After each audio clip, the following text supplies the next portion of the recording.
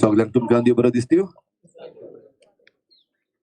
आयज जेजूच्या कोश्टांचो आयतार आणि ह्या आयतारा दोबाजीक प्रवेश जेजूचो आमी समारंभता. ह्या चुट्यांचेर ताळयांचेर आमी आशीर्वाद घेता. आमी जण एकलो ताळयो कश्यो पयस रावल्यात ताणी मातशे मुखार येवचे, सगळ्यांनी लागीं येवचे. आमी मातशें वत आहा पूण हें वत घेवया आयज आमच्या आंगार. सगळीं लागीं या. जेजूक येवकार दिता आसतना भुरजेच्या हातान ताळयो आसल्यो ते भाशेन आमी सगळीं ताळयो आमच्या हातान दवरून ताचेर आशीर्वाद घेवया. आदल्या तेंपार आमी जण एकलो आमच्यो ताळयो घेवन वयताली आमच्या माडाच्यो चुट्ट्यो. आतां आमी कोण घेवन येयना. इगोर्जेन मेळटले ते घेवन मागीर वयतली आमी, तितून प्रॉब्लम ना. पूण ज्यो ताळयो आमी हातान घेता आनी ह्या ताळयांचेर आशीर्वाद घालून मागीर परतून आमी घरा व्हरतले ती एक आमकां चाल कशी जावची न्हू. आनीक एक फावटी हांव उगडास करता, ह्या दिसांनी उगडास करीत आहा ते जी समारंभणी आमी आतां सुरू केल्ली आसा कालच्या दिसांतल्यान आमकां एक सदांची एक ट्रेडिशन कशें एक परंपरा अशी न्हू, पण आमच्या भावार्थाची समारंभणी जावंक सगळीं आमी वावरुया. देखून आमच्या हातान ज्यो आतां ताळयो आसत तुमी जेरुजाल्याक आसलेल्या भाशेन समजात आनीक हे रितीन आमी आतां वांटो घेवया. जेजूक प्रवेश, जेजूचो दोबाजीक प्रवेश आनी हो दोबाजीक प्रवेश करता आसतना आमी जेजू बराबर चलूंक आनी मागीर आमी मिसाचे भेटेन भाग घेतल्या. तर भक्तीपणी आमी हे रितीन वांटो घेवया. बापाचे आनी पुताचे आनी पवित्र आत्म्याचे नावी. दाविदाच्या पुताक जय, सर्वेस्पराचे नावी येता ताका जय, इस्रायलाच्या रायाक जय, उंच सर्गी जय जय. प्रितीच्या भावा भयणीनो, प्राचीत काळ सुरू जाला तेन्ना तावन दडवडीन आनी प्रिती मोगाच्या करण्यांनी आमची काळजां तयार केल्या उपरांत आज आमी हांगा एकठांय जाल्या आनी आतां आख्खे पवित्र सभे बरोबर सोमयाक जेजूचो पास्कांचो गूट समारंभूक सुरू करता. हो गूट म्हणल्यार ताच्या कोश्ट मरण आनी पुनर्जीवनपण. तो शेवट पावूंक जेजू आपल्या खाशा जेरुजाल्याच्या शारान भितर सरलो. देखून देवाच्या उपकारान ताच्या कोश्टांनी आनी खुर्साच्या मरणान आमकां वांटो मेळ्ळ्या उपरांत ताच्या पुनर्जीवनपणान आनी महिमेवंत जिवितान आमकां वांटो मेळचे खातीर जिव्या भावार्थान आनी भक्तीन तारण दितल्या ह्या प्रवेशाचो उगडास करून सोमयाची फाटल्यान आमी वचुया.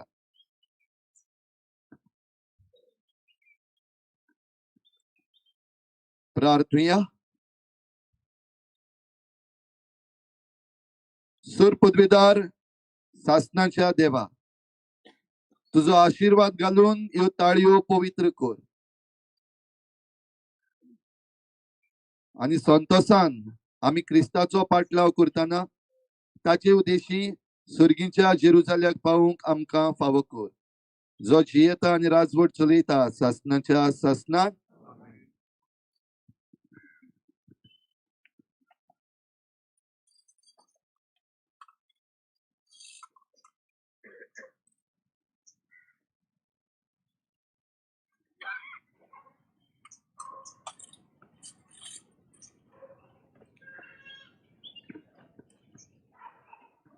तुमच्यो ताळयो तुमी वयर उबारून दवरच्यो.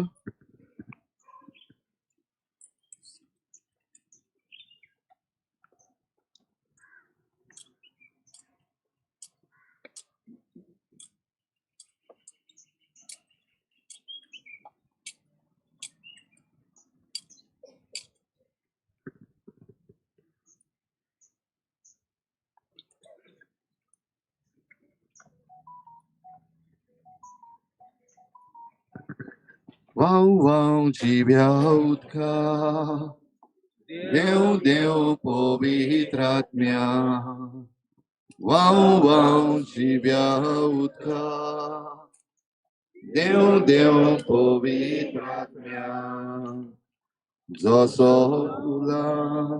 फुला झाडा आत्म्यातले नवे जिवीत उपसता जिवीत उपसता.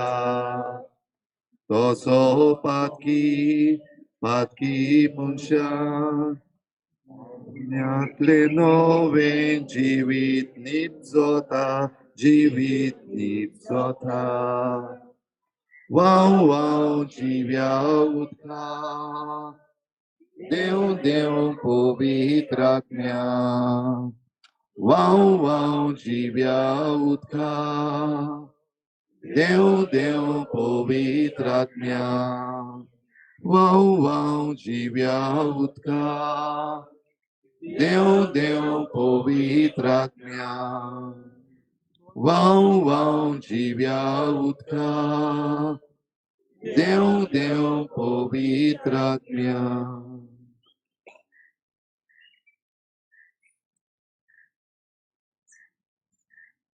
सोम्या जेजूच्या प्रवेशाविषयी आम्ही आता हे वाचप आयकता.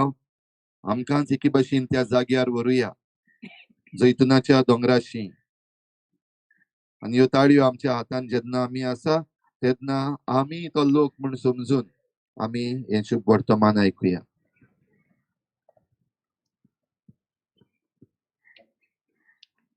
सर्वेस्पोर तुमचे सवे आसूं. मातेबा परमणी जेजू क्रिस्ताचे शुभ वर्तमान.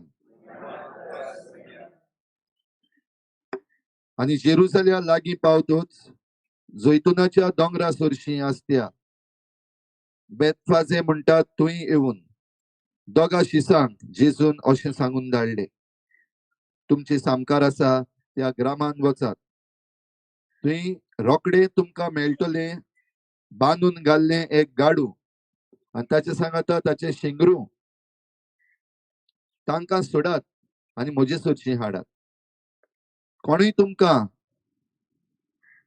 कितें म्हणत तर सोमयाक तांची गरज आसा म्हूण सांगात आनी तांकां तो रोकडोच व्हरूंक दितलो. हे सगळें घडलें प्रवाद्यान अशें सांगून दवरलेले ते पाळचे खातीर. सियोनाचे धुवेक सांगात, ओ पळय तुजो राय तुजेशी येता. तो भलो एका गाडवाचेर आनी शिंगराचेर जुवांक बांदलेल्या आवयच्या पोराचेर तो बसून येता. शिसांनी वचून जेजून तांकां फरमायल्लें तशें केलें आनी गाडवाक आनी शिंगराक हाडून तांचेर आपली आंगली घाली आनी जेजूक वयर बसयलो. खूब लोकांन आपली वस्त्रां वाटेर पातळायलीं. दुसरी कांय जाणां झाडाच्यो ताळयो बेंडून वाटेर शिपडायतालीं. फुडल्यान आनी फाटल्यान वेतालो तो लोक बोब मारून म्हणटालो, दाविदाच्या पुताक जय, सर्वेस्पराच्या नांवान येता ताका जय, उंच सर्गी जय जय. आनी जेरुसल्यान तो प्रवेश जातोच हो कोण गाय म्हूण आख्खें शार चळबळ्ळें.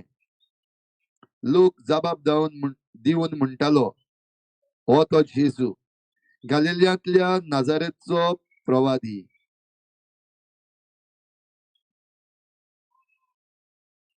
जेजू क्रिस्ताचे शुभ वर्तमान हे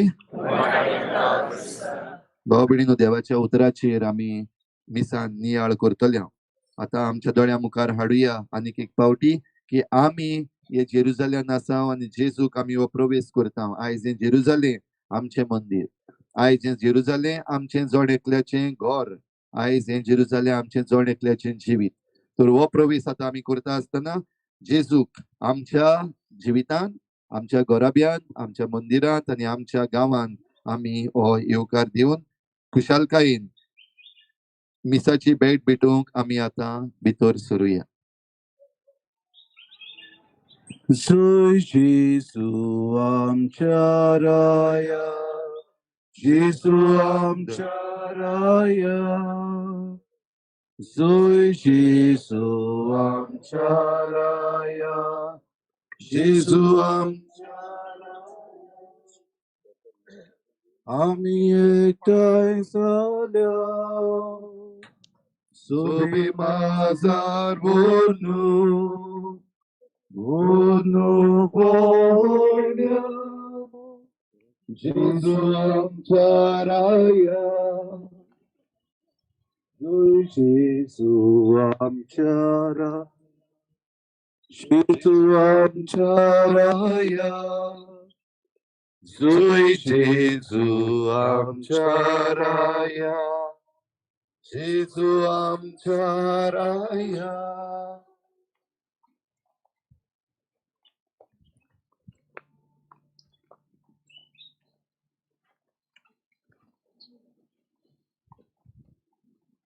सुरुवातीचे गायन G1 पेज 138.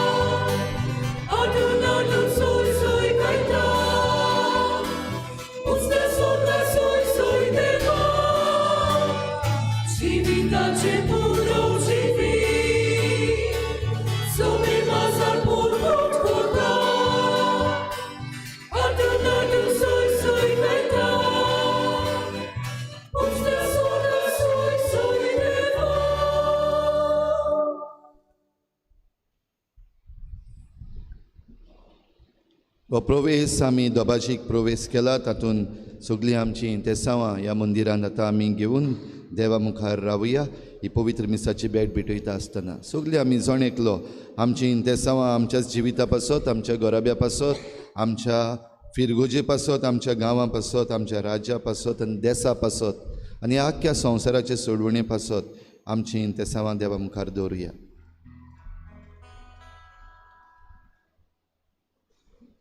प्रार्थुया. सोरपदवीदारा सासनाच्या देवा, मनशा कुळाक खालतेपणाची देख दिवंक आमच्या सोडवणदारान मनशा सैम घेवचे आनी खुर्साचें मरण सोंसचें म्हूण तुजी खुशी जाली. आमचे जिणेन ताचे सोंसणिकायेची देख घेवन ताच्या पुनर्जीवनपणान वांटो मेळूंक कोनवाळायेन आमकां फावो कर. आमच्या सोम्या तुज्या पुता जेजू क्रिस्ता वरवीं तो खरो देव तुजे सवें पवित्र आत्म्याच्या एकपणान जियेता आनी राजवट चलयता देवा, सासनाच्या सासना. आमेन.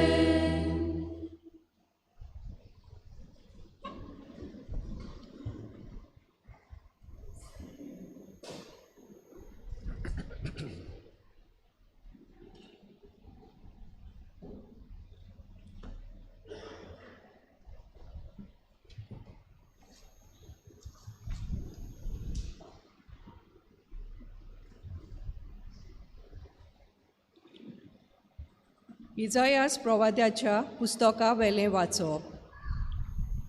सर्वेस्परा दोनयान म्हाका खोऱ्या शिसाची जीब दिल्या. तोकलोल्यांक म्हज्या उतरांत धीर दिवंक तोच म्हज्या तोंडांत उतरां घालता. आपलो ताळो आयकूंक खरो शीस कसो आपणाक चीत दिवंक दर सकाळीं तो म्हाका जागो कोत्ता. सर्वेस्परा दोनयान म्हजे कान उगडल्यात.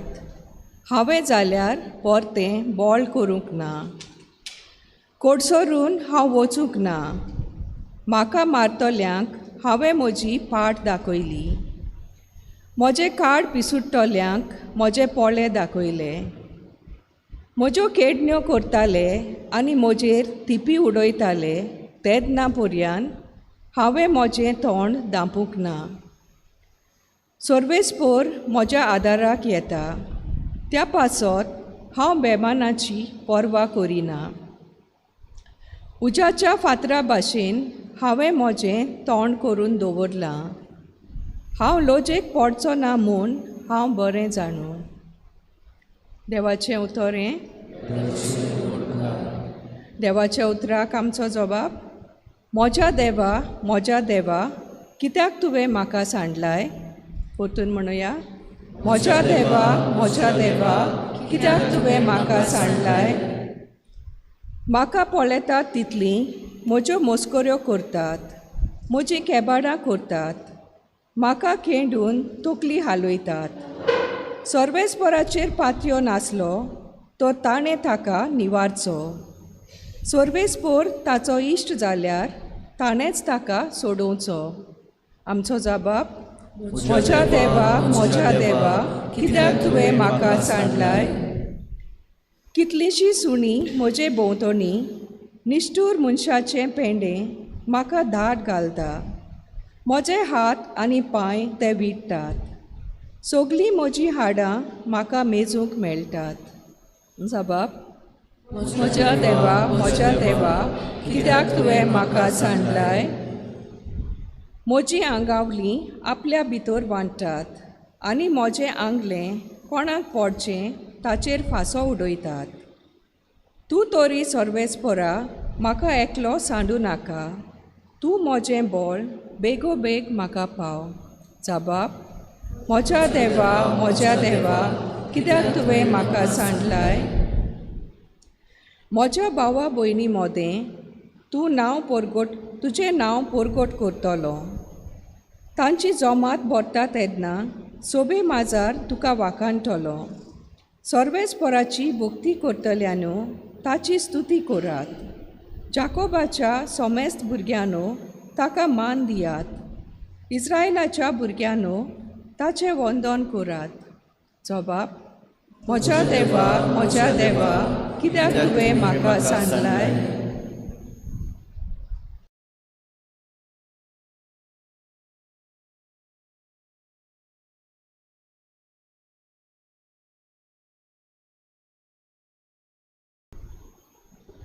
बगेवन पावलून फिलिपकारांक बरयलेली चिटी वयले वाचप.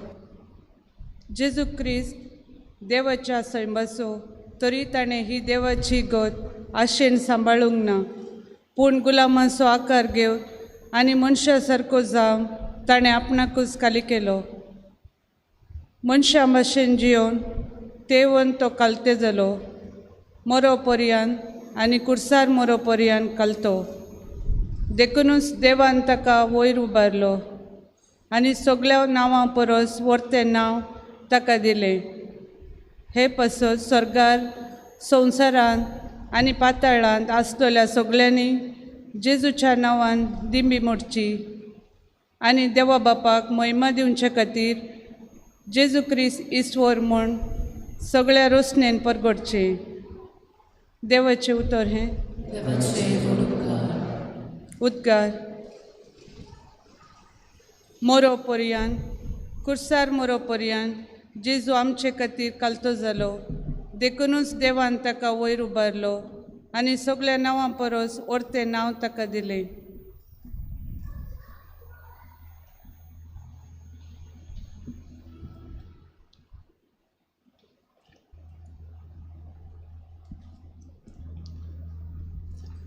मातेवा पोरमोणे आमच्या सोम्या जेजू क्रिस्ताच्या कोश्टा मरणाचो इतिहास. 12तलो एकलो जुदास इस्कारियत नांवाचो मुखेल यादनिकाशी गेलो. ताणें म्हणलें, हांव ताका तुमच्या हातान घालीत जाल्यार तुमी म्हाका कितें दिशात? तांणी ताका रुपयाचे 30 नाणे मेजून दिले आनी तो दिसतान जेजूक धरून दिवंक बरो सोयीक तो पळोवन नासलो. फूग नासलोल्या उंड्याच्या पयल्या दिसा शीस जेजू लागीं विचारूंक आयले. तुज्या पास्काचें जेवण खंय तयार केल्लें तुका जाय? आनी जेजून सांगलें, अमक्या मनशाक शारान मेळूंक वचत आनी ताका म्हणात, गुरुजी अशें सांगता, म्हजो वेळ लागीं पावला. म्हज्या शिसां बरोबर तुज्या घरान हांव पास्क करतां. जेजून तांकां हुकूम दिल्लो तो शिसांनी पाळ्ळो आनी पास्क तयार केलें. सांज जातूच आपल्या 12 शिसां सांगाती तो जेवणाक बसलो आनी तो जेवता खाता आसतना ताणें म्हणलें, हांव तुमकां खरेंच सांगतां, तुमचे भितरलो एकलो म्हजो घात घेवचो आसा. ते जबोर खोंतूय बरीच जाली आनी एक एकलो म्हणूंक लागले. सायबा, हांव गायतो. ताणें असो परतीपाड केलो. म्हजे बरोबर ताटान हात घालता तो म्हजो घात घेतलो. मनशाचो पूत आपणा विशीं बरयल्लें आसा त्या प्रमाणें वेता खरो, पूण जो मनीस मनशाच्या पुताचो घात घेतलो ताचें कोटा. जल्मुकूच नासलो जाल्यार त्या मनशाक अदीक बरें जातें.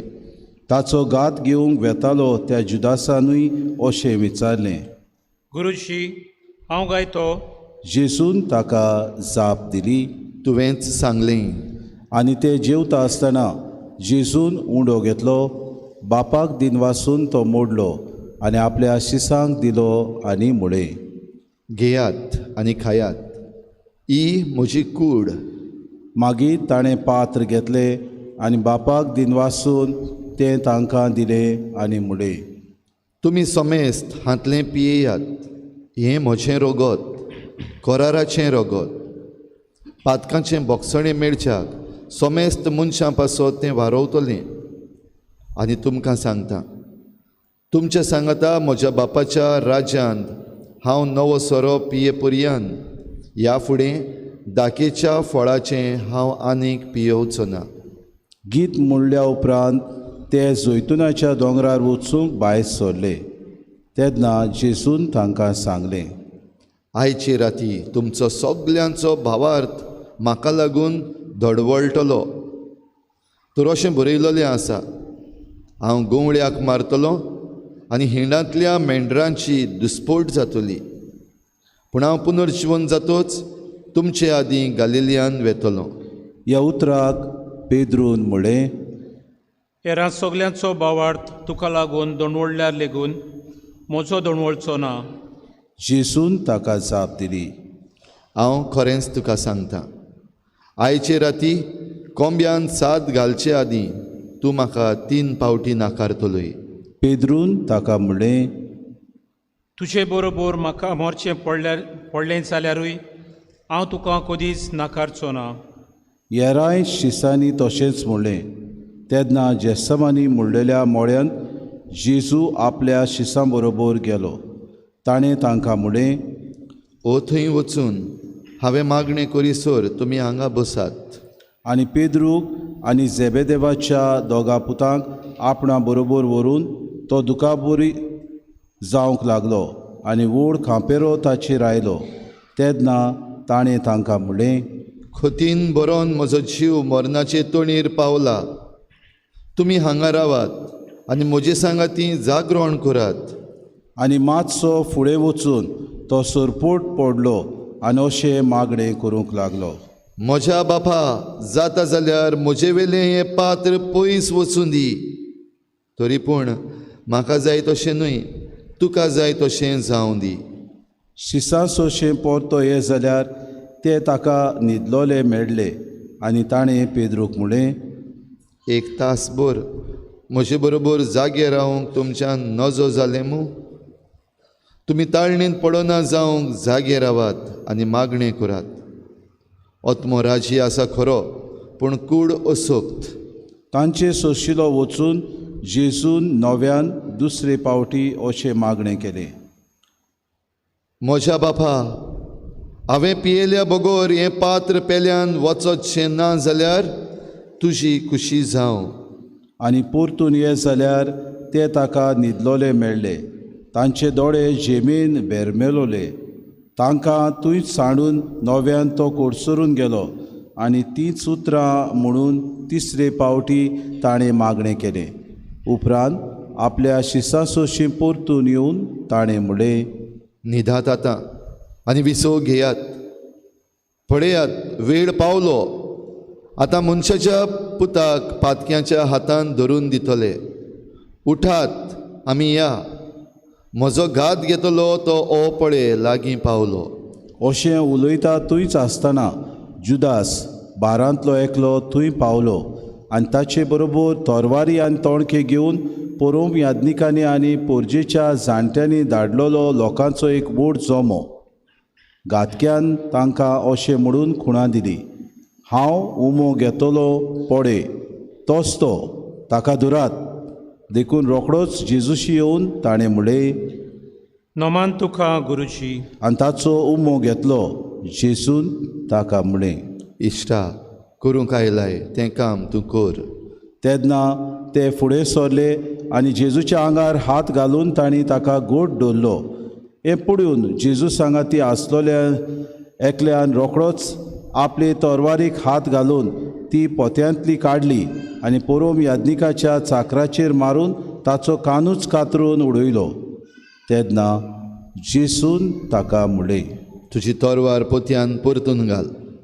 कित्याक तोरवार काडटात ते तोरवारीन मरतले. वो, म्हज्या बापा कडेन हांवें मागल्यार तो बारावून उगळीं देवदूतांचीं लस्करां हातांच म्हज्या आदाराक धाडचो ना अशें तुका दिसता? पूण अशेंच जावंक जाय म्हूण पवित्र पुस्तकां सांगतात तें कशें जातलें तर? त्या वेळार जेजून उरपोजींक म्हणलें, तुमी तोरवारी आनी तोणके घेवन म्हाका धरूंक येवंक हांव कोण पुण्य कितें? दिसपट्टो तुमचे मदें बसून हांव देव मंदिरांत शिकोवन दितालो तेन्ना तुमी म्हाका धरलो ना. पूण प्रवाद्याची बरोवपां पाडूंक जाय आसली देखून हें सगलें घडलें. त्या वेळार सगले शीस ताका साडून पडून गेले. जेजूक दवरलोलो त्या मनशांनी ताका पुरोम याज्ञिका कायफासागेर व्हेलो. थंय शास्त्री आनी जाणटे एकठांय जाल्ले. पेद्रू पयसतान ताचे फाटल्यान चलून पुरोम याज्ञिकाच्या राज आंगणांत पर्यान गेलो आनी भितर सरून हाची संपादनी कशी जायत ती पळोवंक कामदारां बरोबर बसलो. पुरोम याज्ञीक आनी महाधर्मसभा जेजूक मरणाचें फर्मोण दिवचे खातीर ताचेर आड कसली एक गवाय मेळत काय म्हूण पळयताले. पूण सभार फोटकिरे साक्षीदार फुडें सरूनय तांकां ती मेळो ना जाली. शेकी दोग लोटीक साक्षीदार फुडें सरले. तांणी म्हणलें, देव मंदीर मोडूंक आनी त्या 3 दिसांनी नव्यान बांदूंक आपणाक तांक आसा अशें आणी सांगलां. तेन्ना उबो रावन पुरोम याज्ञिकान ताचे कडेन विचारलें, हाका तूं कांयच जाप दिनाय? हे तुजेर आड ही गोवाय दितात तें कितें?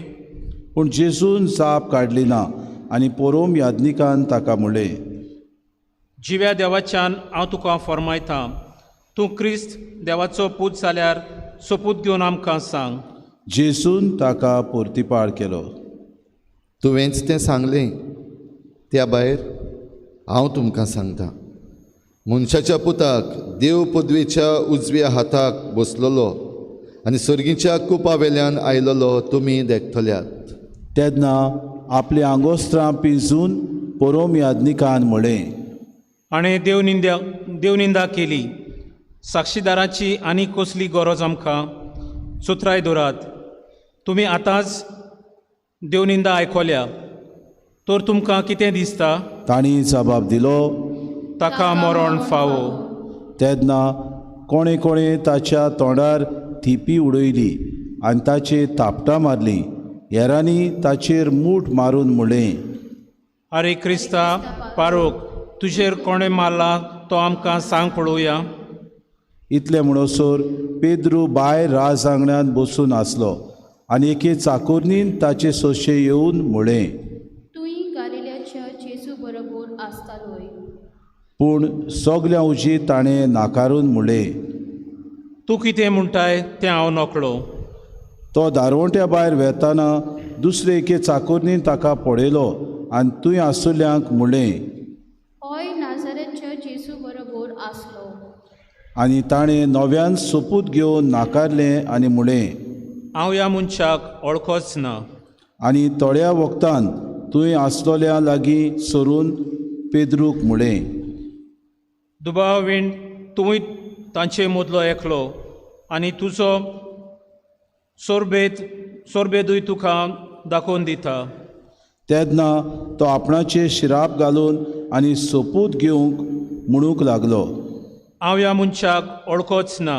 त्याच वेळार कोंब्यान साद घालो आनी जेसून सांगलोल्या उतरांचो पेद्रूक उगडास आयलो. कोंब्यान साद घालचे आदीं तूं म्हाका 3 फावटी नाकारतलोय. आनी भायर वचून पेद्रू दुखांनी रोडलो. दीस उजवाडोना फुडें सगळ्या मुखेल यादनिकांनी आनी पोरजेच्या जाणट्यांनी जेजूचो जीव काडूंक लावचो म्हूण थाराव घेतलो. तांणी ताका बांदलो आनी व्हरून पिलात राजपालाच्या हातांत घालो. जेजूक फॉर्मोण मारलोलें पळोवन ताचो घात घेतिल्लो तो जुदास ऑतोस्कोर्नाचो किडो आपणाक खावंक लागलो देखून रुपयाचे 30 नाणे परतून घेवन मुखेल यादनिकां आनी जाणट्यांशी आयलो. ताणें सांगलें, निरपराधी रक्ताचो घात घेवन हांवें चूक केली. तांणी म्हळें, तें आमकां कित्याक पडलां, तुजें तूंच पळय. ताणें ते रुपयाचे नाणे देवमंदिरांत आपटून उडयले आनी वचून गोड घेतलो. मुखेल यादनिकांनी ते नाणे विचून म्हळें, ते दुडवाचे साठ्यांत घालून नजो, ते रक्ताचें मोल. आनी थाराव घेवन परदेशांक पुरूंक त्या दुडवांनी तांणी कुंभाराच्या एक बाट विकतें घेतलें. ह्या कारणाक लागून ते सुवातेक आज पुर्यान हाकेलदामा म्हणजे रोक्ताचें बाट म्हूण नांव आसा. तेन्ना जेरेमियास प्रवाद्यान सांगलोलें तें खरें जालें. आनी तांणी रुपयाचे 30 नाणे घेतले. ते इस्रायलाच्या पुतांनी ओमोडीक मनशाचो अदमास करून थारायलोलें मोल. आनी सर्वेस्परान म्हाका हुकूम घालो त्या प्रमाणे कुंभाराच्या बाटाक ते मोडले. मागीर जेजूक हाडून राजपाला मुखार उबो केलो आनी राजपालान ताका ताचे लागीं अशें विचारलें, तूं जुदेवाचो राजा ओय? जेजून ताका म्हळें, तूंच सांगताय. आनी मुखेल यादनीक आनी जाणटे ताचेर आड घराणें करीत आसतना ताणें जापूच काडली ना. तेन्ना पिलातान ताका म्हळें, कितल्यो म्हूण गोवायो तुजेर आड ते दितात ते तूं आयकोनाय? पूण ताणें एका उतराक लेगून आपणाक जाप दिली ना म्हूण राजपालाक एकदम मोटें अजाप दिसलें. परबे समोय खंयच्याय एका कैद्याक लोकांक जाय ताका राजपालान सुटका दिवची संवय आसली. तेन्ना बाराबास म्हणलोलो एक कैदी आसलो. देखून तूं एकठांय जालोल्या लागीं पिलातान विचारलें, कोणाक हांवें सोडलेलो तुमकां जाय, बाराबासाक ओ क्रिस्त म्हणटात त्या जेजूक? नाटकायेन तांणी जेजूक आपणाच्या हातांत घाला म्हूण पिलात बरें जाणो आसलो. राजपाल न्यायसोदरेर बसलोलो आसतना ताचे पत्नीन अशें ताका सांगून धाडलें, त्या बागीवोताचे बांदकोडीन तूं पडूं नाका. ताचें म्हाका सोपोन पडून आज हांवें जायतें भोगलां. त्या म्हणसर मुखेल यादनिकांनी आनी जाणट्यांनी बाराबासाक सुटका आनी जेजूक मरण मागूंक लोकांच्या मनांत घालें. देखून ह्या दोगां भितरल्या कोणाक सुटका दिलोली तुमकां जाय अशें राजपालान नव्यान उलोवन तांकां विचार केलो. तेन्ना तांणी जबाब दिलो, बाराबासाक. पिलातान तांकां म्हळें, तर क्रिस्त म्हणटात त्या जेजूक हांवें कितें करचें? सगल्यांनी जबाब दिलो, ताका खुर्सार मार.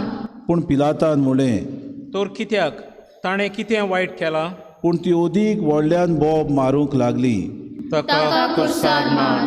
तेन्ना आपलें कांयच चलो ना, पूण ओदीक उत्सांबोडाय जाता म्हूण पळोवन पिलातान उदक हाडूंक लावंक लोकां उजीर हात धुले आनी म्हळें, ह्या मनशाच्या रोगताक हांव गुन्यांवकार न्हय, ही तुमची जबाबदारी. आनी आख्खे पोरजेन पोर्तीपाड केलो. ताचे रगत आमचेर आनी आमच्या भुरग्या बाळांचेर पडूं दी.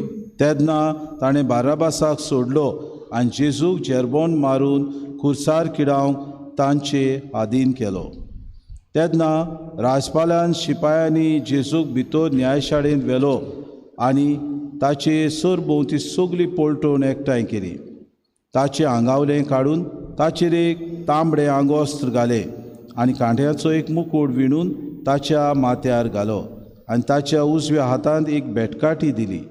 ताचे मुखार दिमी मोडून ताका केंडूंक ते म्हणटाले, नमान तुका एज देवाच्या राजा.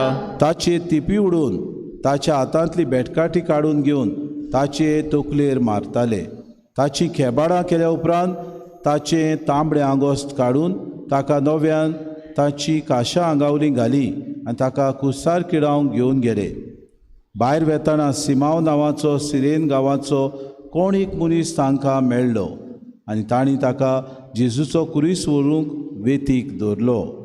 गोलगोदा म्हणजे कोट्ट्यांचो जागो म्हणटात ते सुवातेर पावतूच तांणी सोऱ्यांत पीठ मिसळून ताका पिवंक दिलें, पूण तें चाखल्या उपरांत तो पियेना जालो.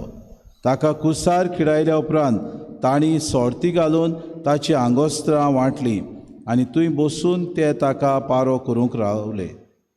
ताच्या माथ्या वयर ताच्या गुन्यांवाचो नामलेख असो बरोवन घालो, ओ जेजू जुदेवांचो राजा.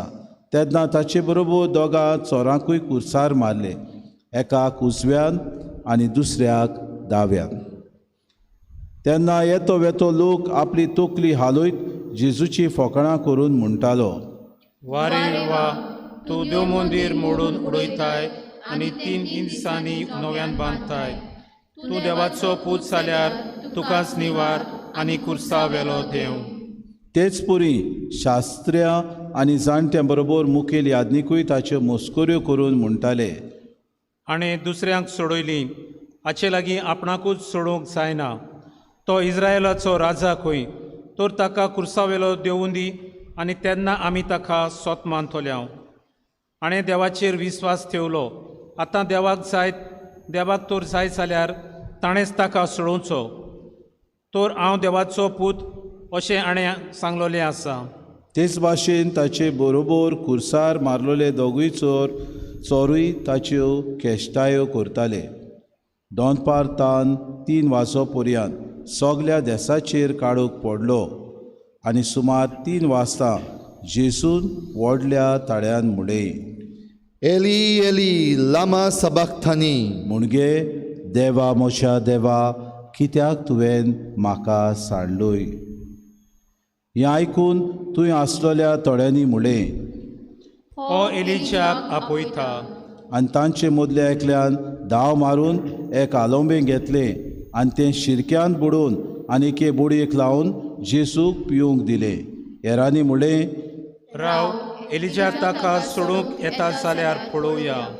पूण दुसरी जेजू व्हडल्यान आड्डून प्राण सोडलो. सगलीं दिमी म्हणुया.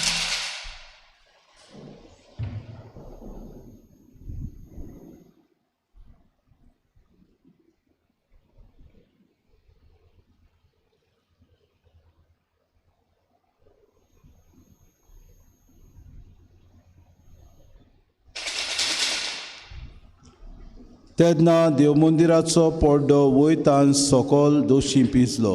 भूंय कांपली, खोडपां फुटलीं, फोंड उक्ते जाले आनी जायत्या मेलोल्या प्रमाणीक मनशांच्यो कुडी जिवंत जाल्यो. आनी ताच्या पुनर्जिवनपणा उपरांत ती फोंडांतली भायर सरून पवित्र शारांत गेली आनी सबार जाणांक दिश्टी पडली. भूंयकांप आनी हेर घोडटालें तें पळोवन सोदपोती आनी ताचे बरोबर जेजूक राखूंक आसुल्ले ते जबोर भिवून म्हणूंक पावले, हो खऱ्यांनी देवाचो पूत जावन आसलो. जेजूची सेवा चाकरी करून गालिलियांतान तांचे सांगाती आयलोले सोबार बायलो थंय पेल्यान उब्यो आसल्यो. तांचे भितर मारिया मागदालेन, जाकोबाची आनी जुजेची आवय मारिया आनी झेबेदेवांच्या पुतांची आवय. सांज जाल्या उपरांत जुजे नांवाचो आरिमातियेचो एक ग्रेस्त मनीस आयलो. तोय जेजूचो शीस जाल्लो. ताणें पिलाताशी वचून जेजूची कूड मागली. तेन्ना पिलातान ती कूड दिवंक लायली. कूड व्हरून जुजेन ती एके नितोड ओळीन रेवडायली आनी फातरांत कांतयलेले आपले नवे समाधीन ती निकिपिली. मागीर ताणें एक व्हडली फातर गुंवडावन समाधीच्या दाराक लायली आनी आपूण गेलो. फोंडा मुखार मारिया मागदालेन आनी दुसरी मारिया बसून रावल्यो. दुसरे दिसा म्हणजे तयारेचो दीस जातूच मुखेल यादनीक आनी फारिसेव एकठांय जावन पिलाता सोदची गेले. ताणें म्हळें, सायबा, त्या फोडिंगान जिवो आसतना अशें सांगलां म्हूण आमकां उगडास आसा. 3 दीस जातूच हांव नव्यान जिवंत जातलो. म्हणटच तिसरो दीस पर्यान फोंड बरो करून राखूंक लाय. नाजाल्यार ताचे शीस गोडयेक येवन ताका चोरयां व्हरतीत आनी लोकांक सांगतीत तो मेल्यांतलो जिवंत जालो. ही निमाणी फटोवणी आदले परस अदीक पास जातली. पिलातान तांकां सांगलें, हे पळय चौकीदार आसात, तर वचात आनी तुमकां तांगता ते भाशेन राखण करात. थंय सरले ते भायर सरले आनी फातरीक शिक्को मारून आनी चौकीदारांचो पारो धरून फोंड गोट करून गेले. सगलीं बसुया.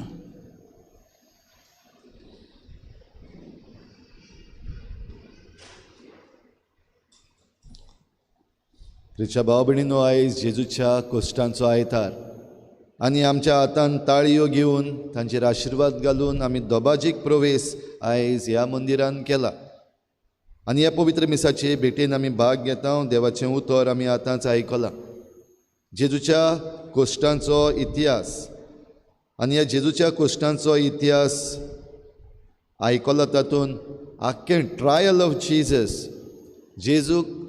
जेजूचेर फॉर्मण कशे भाशेन मारलें तें आख्खें आमी बारकायेन आयकलां. वेगवेगळ्यो घडयो ह्या शुभ वर्तमानान आसात जाचेर आमी नियाळ करपाक लागत जाल्यार आमकां कडेन दीस पावचे ना. आमी दिसाच्या दिसाक वाचून ह्या जेजूच्या कोश्टांचेर नियाळ करीत रावपाकूच जाय. आनी तेन्ना आमचो भावार्थ आनिकूय अखंड जावपाक आमकां बरें.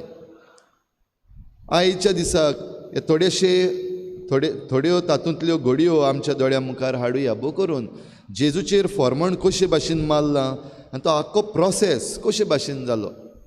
तातूंत लोकांन कितें केलां, तातूंत वडील जे आसात, फारिसेव, धर्मशास्त्री, महायाजनीक, ते कशे भाशेन वागले, राजपाल आनीक शिपाई जे आसात ते कशे भाशेन वागले, जेजू कशे भाशेन वागलो, हें आमकां सगळें दिश्टी पडटा. आनी ताचेर जरी तर आमी नियाळ केलो भाव भयणीनो जाल्यार आयज आमकां हें कित्याक लागता? आयज जेजूच्या कोश्टांचेर आमी कित्याक म्हणून हो नियाळ करपाक जाय? आयज तावन आमी पवित्र सातोळ्यान भितर सरता. होली वीक, हो होली वीक, हें पवित्र सातोळे आमी कित्याक समरपाक जाय? आतां जायत्यो वस्तू बदललेल्यो आसात आनी त्या प्रमाणे आमी आमचें जिवीत चलता. आतां सुरवातेक भायर जशें हांवें म्हणलोलें, उगडास केल्लो, आमी पयलीं आमच्या माडांचेर वचून ते रामाच्यो चुट्ट्यो कातरून घेवन येताले, बरें डेकोरेट करताले तांकां. कोण फुलां लायतालो, कोण आनी हेर दुसऱ्यो वस्तू करतालो. तुमच्याय मदल्या जायत्या जाणांनी केलांच आसतलें. बो करून आमचे जे कोण जाणटे मनीस आसात तांणी हें केलांच आसतलें. पूण आयज बदललेलें आसा. आयज आमकां माडाचेरूय चडूंक जायना, आयज आमच्या माडांक चुट्ट्योय उरोंक ना, आनी जी कोण हाडटात त्यो आमकां व्हरपाक जाय. ही चुट्टी आमकां घेवन वचपाक जाय, कांय परवा ना. जाल्यार अशें घडटा तेन्ना ह्यो आनी रिती कित्याक करपाक जाय? कालच्या दिसाक आमी आमचो सांतूस पासूस केलो. कित्याक हो उगडास? कित्याक हें पवित्र सातोळें? भाव भयणीनो, हें पवित्र सातोळें आनी ह्यो रिती ज्यो आमी पाळटा, एक भायली चाल कशी न्हू. वो देवाक कांयच फायदो ना हातून. आमी देवाचेर उपकारूच करिना ह्यो वस्तू करून.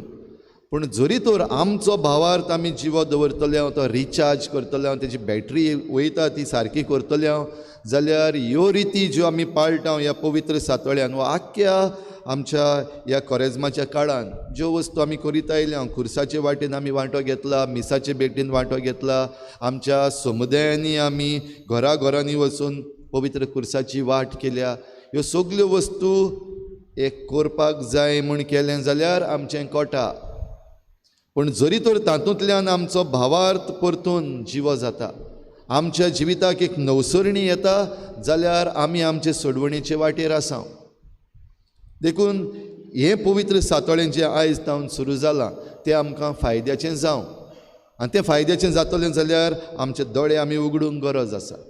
ह्यो वस्तू ज्यो जेजू सवेन घडलेल्यो त्यो आयजूय घडटात काय? घडटात आमचे भोंवतणी. आयज पासून कोण तरी फॉर्मण मारता, आयज पासून कोण तरी कोणाचो गुन्यांव नासतना तांचेर बाबड्यांचेर बोगलाटां पडटात. जे कोण चोर आसात, नागोवणे आसात तांकां सोडपाक जावं लोक वो जावं वडील आसात ते वो जो कायदो आसा तो वो जे राजपाल आसात ते वावुरतात.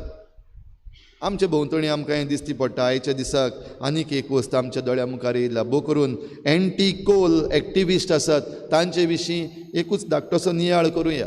असल्यो केसीस जायत्यो आसात ज्यो आमी उलोवपाक जाता, पूण हीच आमच्या नियाळाक आयज हांव मुखार हाडटा. एंटी कोल एक्टिविस्ट म्हणटात ते चांदोर, जो एक व्हडलो प्रोटेस्ट जाल्लो, मेगा प्रोटेस्ट, जायतो लोक आयिल्लो, आमी तातूंत आसलेले हांव. आनी तातूंतल्या 10 जाणांक वेंचून काडून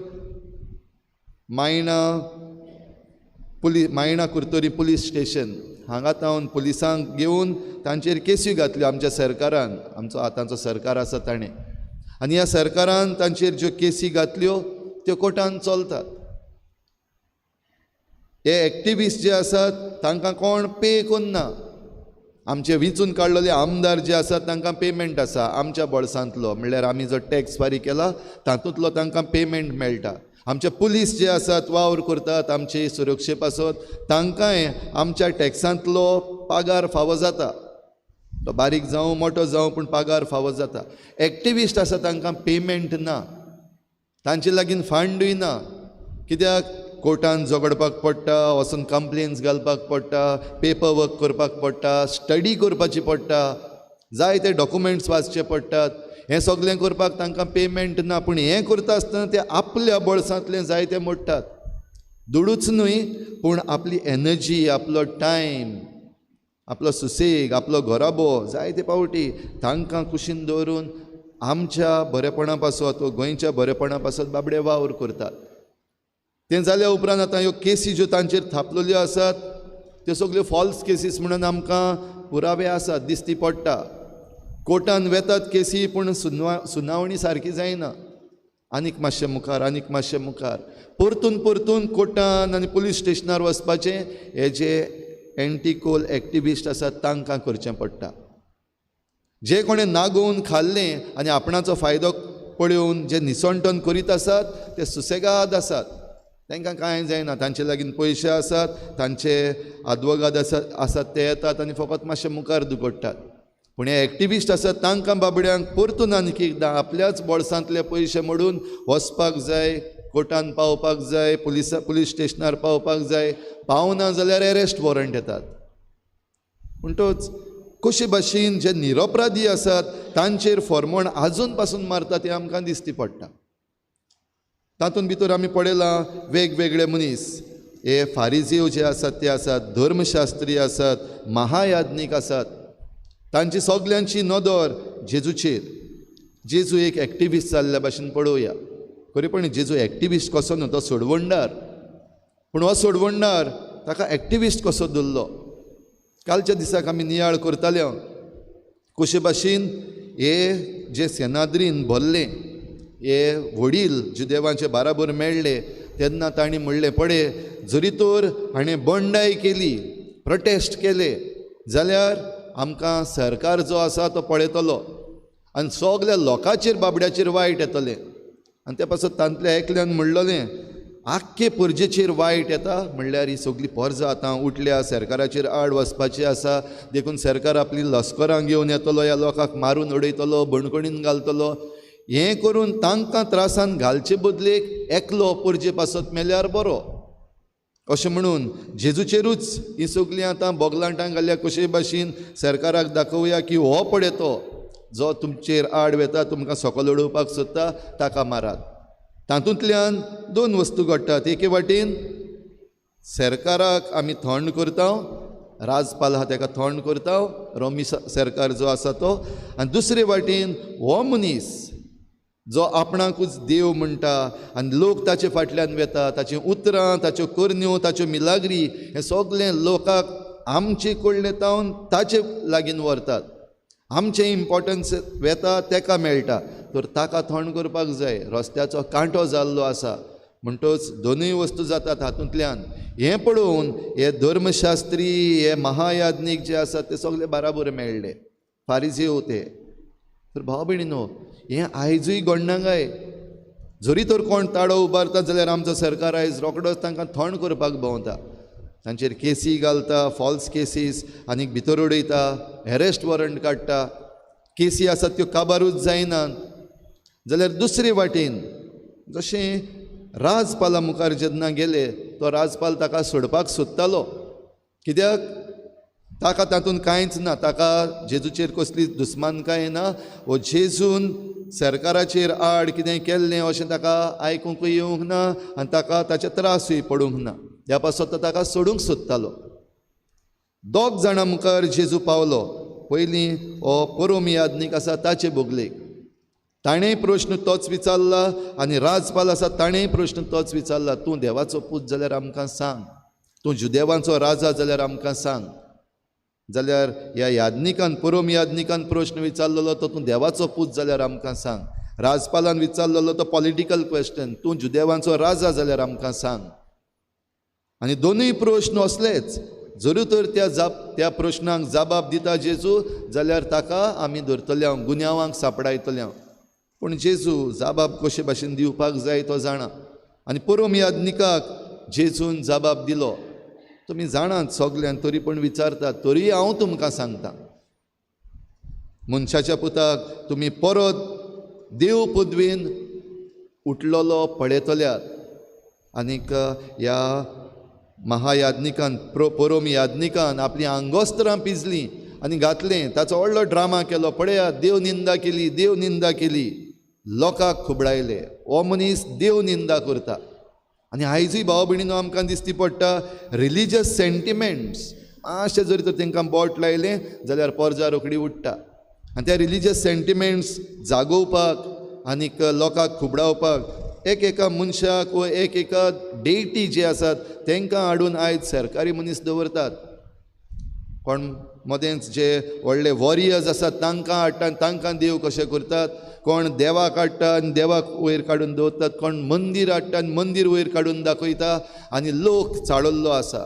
हेच भाशेन लोकांची मनां घुस्पायिल्लीं आसात आनी लोक हे जे फटयतात तांचे बराबरूच वेता. आमच्या देशांत आमकां हें जाता तें दिश्टी पडटा आजून पासून. जाल्यार दुसरे वाटेन हो राजपाल, पॉलिटिकल क्वेश्चन, तूं जुदेवांचो राजा जाल्यार आमकां सांग. आनी तुवें जेजून ताका म्हणलें तुवेंच सांगलें, ताका जबाब आनी कांयच दिवंक ना. असल्याय संदर्भान ह्या राजपालान ताका सांगलेलें, म्हजे लागीं तुका सोडूंक जाता म्हूण तुका खबर ना आनी तरी पूण तूं म्हाका जबाब दिनाय. आनी असल्या वेळार जेजूक जो फर्मोण मारूंक हाडलेलो, जेजू आपूण कित्याक आयलो तो जाणा आसतना ओगी रावलेलो, चॉयस लोकांक. आनी लोकांक ह्या राजपालान चॉयस दिलो तो हो जो इनोसेंट जो आसा ताचो कांयच गुन्यांव म्हाका मेळ्ळो ना आनी ताका सोडचो काय आनीक एकलो आसा चोर, ताका चोरीक ताका हे भंडायेन भितर घातलेलो आसा पुंड तो बाराबास, ताका कितें करचें. आनी लोकांन हे वडिलांनी आनीक हेर जे आसात तांणी जे भाशेन तांच्या मनान घातलेलें तेंच सांगलें. हाका न्हय, बाराबासाक सोड, तो पुंड जावं, तो व्हडलो गुंडा जावं, तो कोणूय जावं उपकारता, पूण हेका मार, खुर्सार मार. आयज पासून असलें चल्लेलें आसा गाय भाव भयणीनो. आमकां जे थोडे जाण परतून परतून ते आयज व्हिडियो काडटात वो आपले स्टेटमेंट करतात आनी एक्टिविस्ट जे आसात तांचेर जायते तरेचीं बोगलांटां घालतात.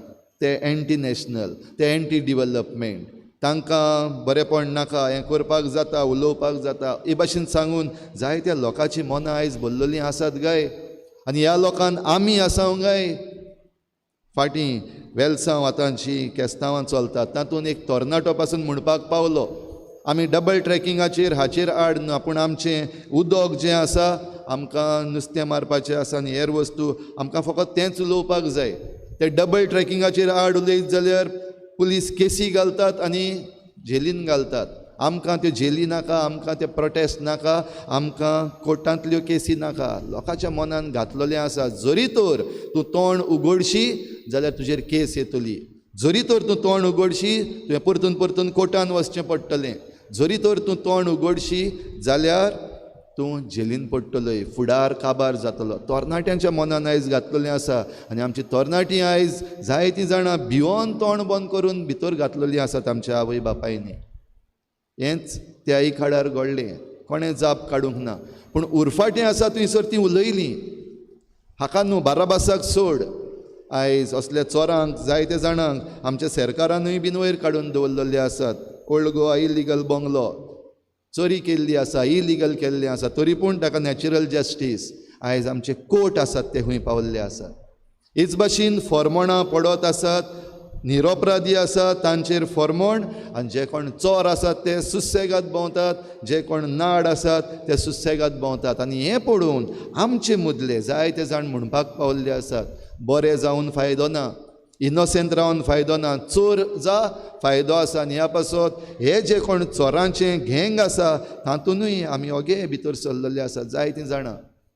घडये आमच्या ओगेपणान वो आमकां जे ल्हान ल्हान बारीक बारीक वस्तू मेळटात त्या पासत. शेवट कितें? शेवट एका निरपराध्याक खुर्सार खिळायलो, आनीक खुर्सार खिळायलो तेन्ना जायत्यांनी ताच्यो मस्कऱ्यो केल्यो, जायत्यांनी म्हणलें हो व्हडलो व्हडलो उलयतालो, देव आहा म्हणटालो, देवाचो पूत म्हणटालो, हूंय आहा देव, आतां सोडलो तेका देवान. मस्कऱ्यो केल्यो जायत्या जाणांनी. तो दुसऱ्यांक सोडयतालो, आतां तुकाच सोडय मरे, मस्कऱ्यो केल्यो जेजूच्यो. भाव भयणीनो, ह्या सगळ्यान जेजून जे भाशेन पेद्रूक सांगलें आनी आपल्या शिसांक सांगलें, पवित्र पुस्तक खरें कशें जातलें तर? पवित्र पुस्तक खरें जावपाक जाय, कित्याक देवाचो पूत मनीस जाता आनी आमचे पासत आपलो जीव दिता. आनी जीव दिवचे पयलीं हे कोश्ट त्रास, हे कोश्ट हांवें काडूंकूच जाय. देखून जरी तर कोण जेजूचे कोश्ट आडायता जाल्यार तो पुरतो न्हू, तूं देंवचाराचो पयस सर सयताना, अशें जेजून पेद्रूक म्हणलेलें. कित्याक जेजूच्या कोश्टांचेर आनी मरणाचेर तो आड येतालो.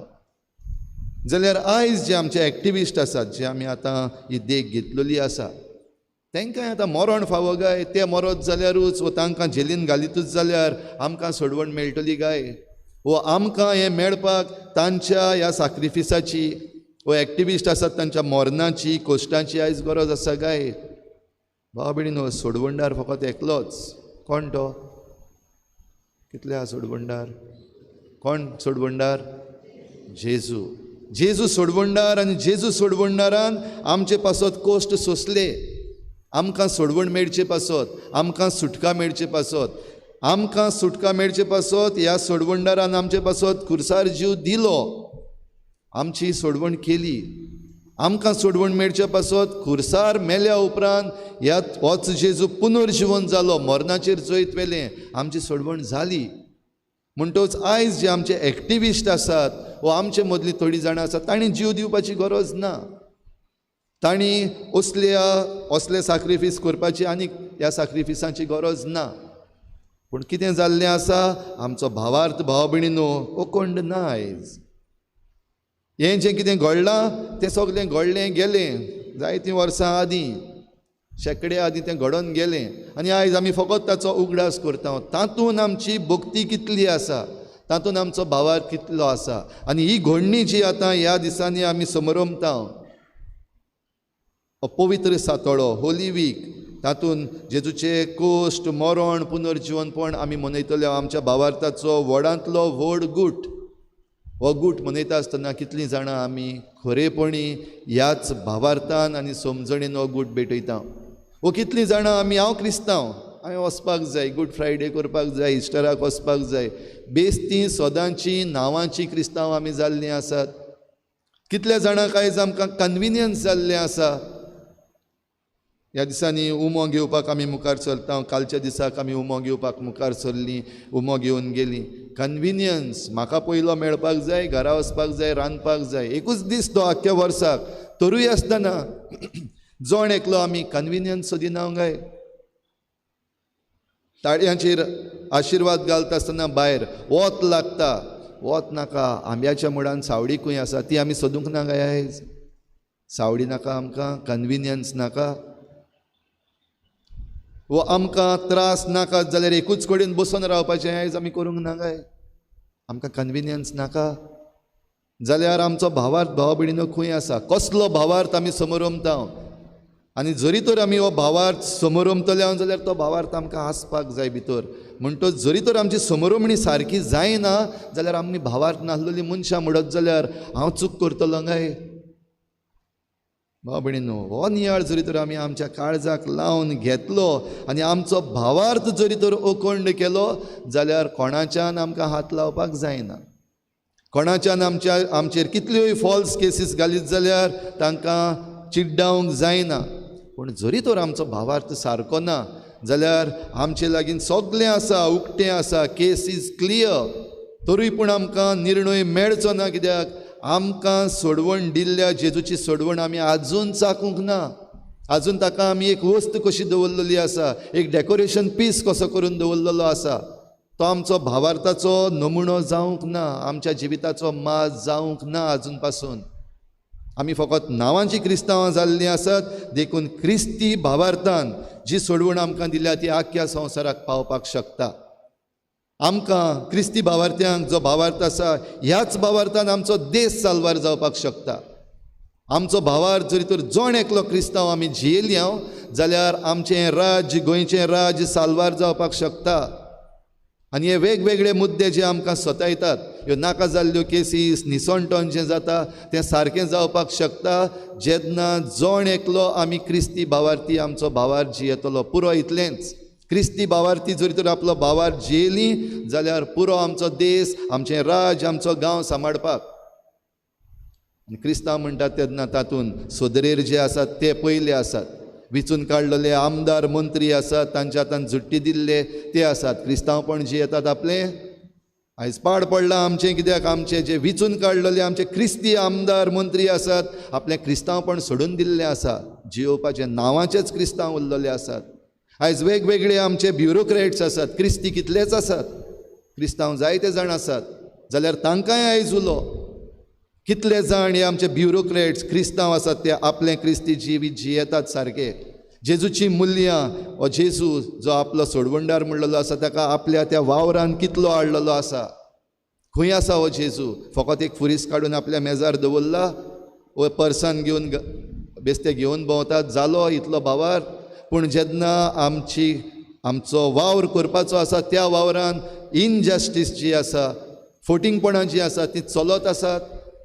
जे आपणाचे वयर बॉस आसात ते वायट करतात, तांकां जाप काडप ना. कित्याक ट्रान्सफर पडटलो, घराबो आसा, फ्युचर आसा, हें सगळें आसा.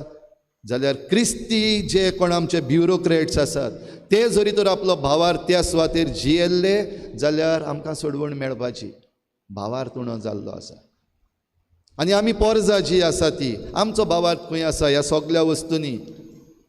जे कोण थोडे जाण बोळ मारतात एक्टिविस्ट, तांकां आमी पिशे म्हणले, तांच्यो मस्कऱ्यो केल्यो, तांचो फुडार आमी चिंतलो, सगळें आमी केलें, कांयच जायना आमकां दिसती पडलां. आनी ह्या पासत आमी तातूंतूच ना, आमचो भावार्थ खंय आसा.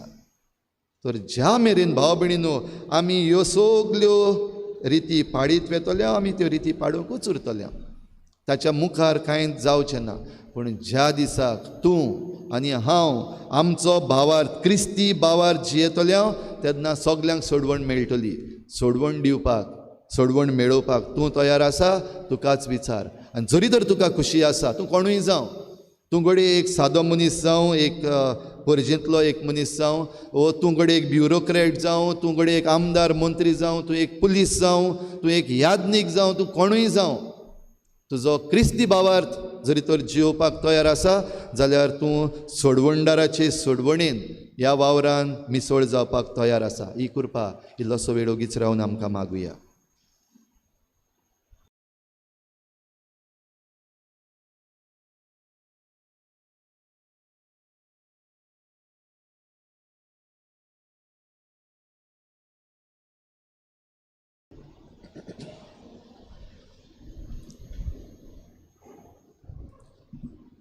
सतमंत देवा, सुरपदविदार बापा, स्वर्गान प्रितमीच्या रोचणारा जेजू क्रिस्ता ताच्या एकल्याच पुता आमच्या सोम्या तो पवित्र आत्म्यावरवीं गर्भ समावलो, आंकवार मरेतान जल्मलो, पोंच काल ताणें कोश्ट सोंसले, ताका कुर्सार चोडलो, तो मेलो आनी ताका निकिपिलो, तो मेल्ल्या मदें देंवलो, तिसऱ्या दिसा मेल्ल्यांतलो जिवन जालो, स्वर्गार चडलो, सुरपदविदार देव बापाच्या उजव्याक बसला, मितांची मेल्ल्यांची मुजबी करूंक येतलो, सतमंतां पवित्र आत्म्या, कातोलीक पवित्र सभेक, भक्तांचो एकठार, पातकांचें भक्षणी, कुडीचें जिवन कोण, सासणाचें जिवीत. आमीन.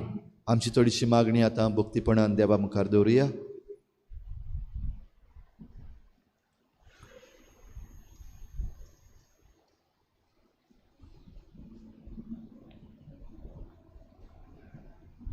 खुणा खुरीस. जीं कोण आपलो खुरीस घेवन म्हज्या फाटल्यान येतात तांकां म्हज्या शिसा मोदें जागो ना. आमच्या धर्मीक वडिलांनी कोश्टां वेळार निराशी जायनासतना मोगान आपलो खुरीस व्हरूंक तांकां पवित्र आत्म्याचें बळ मागुया.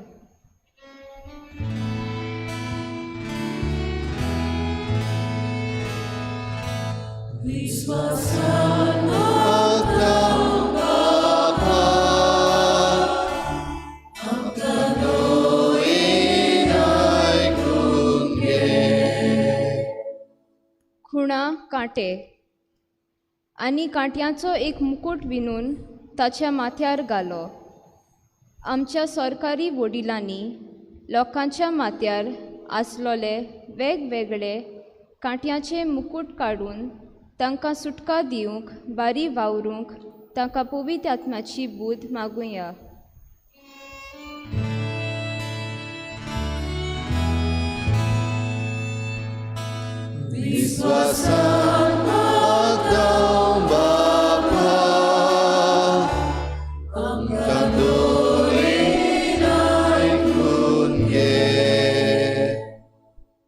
खुणा खिळे. आनी ताका खुर्सार खिळायलो. जायतो लोक गुन्यांव नासतना तरेकवार कारोनाक लागून कोश्टवता. ह्या वेळार तांणी जेजूच्या कोश्टांतल्यान आपल्याक धीर घेवंक भावार्थान जिविताक फुडो करूंक तांकां पवित्र आत्म्याची गोठाय मागुया.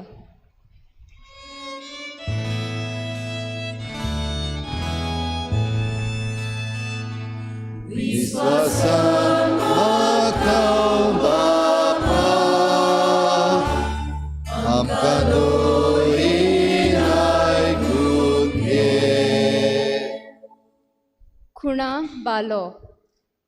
एका सैनिकान एक बालो घेवन ताची कूस विणली.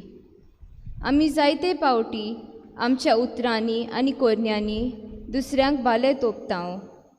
आमी उलयतना आनी वागतना चतूर रावन आमचें आनी दुसऱ्यांचें जिवीत पडजोलीत करूंक आमकां पवित्र आत्म्याची मजत मागुया.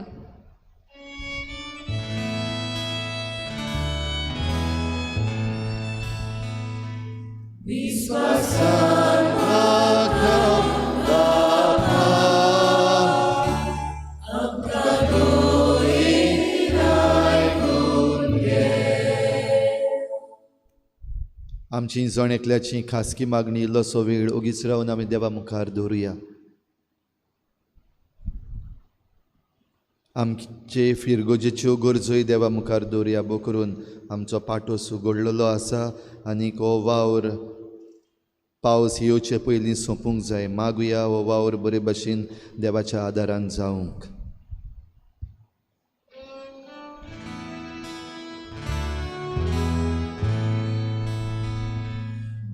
सर्गीच्या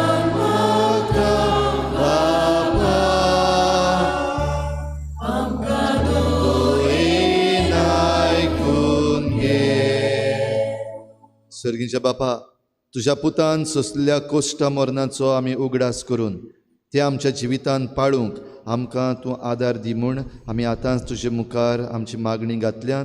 ती तूं दयेन आयकून घे आनी तुजे कुशी प्रमाणे ती आमकां फावो कर.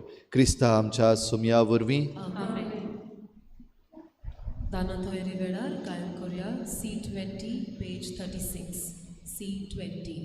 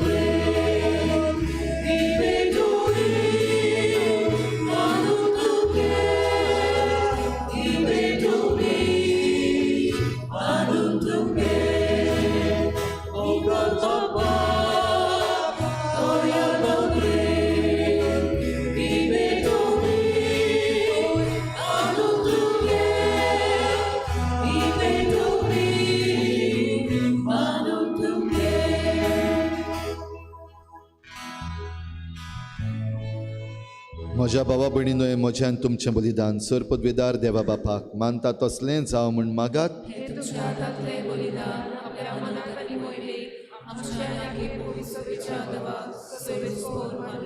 सर्वेस्परा आमच्या कोनवाळ्या बापा, तुज्या एकल्याच पुता जेजूच्या कोश्टा मरणा वरवीं तुजें बोगसणें आमकां बेगींच मेळूं. आमच्या कोरन्यांक तें फावो न्हय, तरी जेजूच्या श्रेश्ठ उत्तम योजनाक लागून तुज्या दोयाळ काळजाचो मायेमोग आमी भोगूंक पावूं हें आमी मागता. क्रिस्ता आमच्या सोमया वरवीं.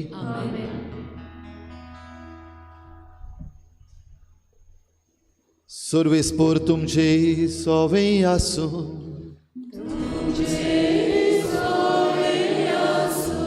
आमची काळजां उबारुया.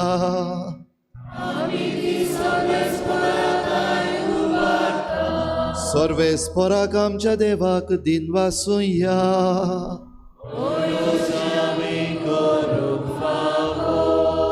सर्वेस्परा पवित्र बापा, सर पदवेदारान सासनांच्या देवा, सर्व काळी सर्व ताई जेजू क्रिस्ता आमच्या सोमया वरवीं आमी तुका दिन वासूंक फावो. हो कायदो नितीचो आनी आमच्या फायद्याचो. निरपराधी तो, तरी पातक्यां खातीर ताणें कोश्ट दोग सोंसले आनी आपणाक फावो नासलेली खास्त नोश्ट्या मनशां पासत आपणाचेर घेतली. ताच्या मरणान आमचे अपराध पुसून काडले आनी ताच्या पुनर्जीवनपणान आमकां पवित्रपण जोडून घेतलें. देखून स्वर्ग आनी संवसार आनी देवदूतांचो दोलबार ताका मान भोवमान दितात आनी निरंतरी ताची स्तुती गायतात.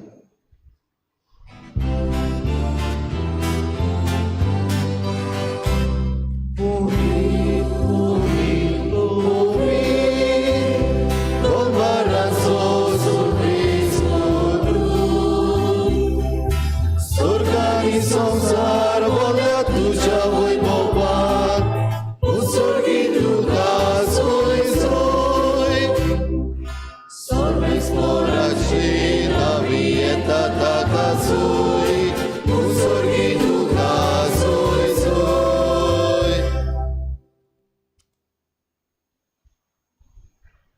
बापा, खरोच तूं पवित्र, तूं सगळ्या पवित्रपणाची झर तुज्या पवित्र आत्म्याक धाडून ही देणी पवित्र कर म्हूण आमी मागता. जावं ती आमकां आमच्या सोमया जेजू क्रिस्ताची कूड आनी रोगोत.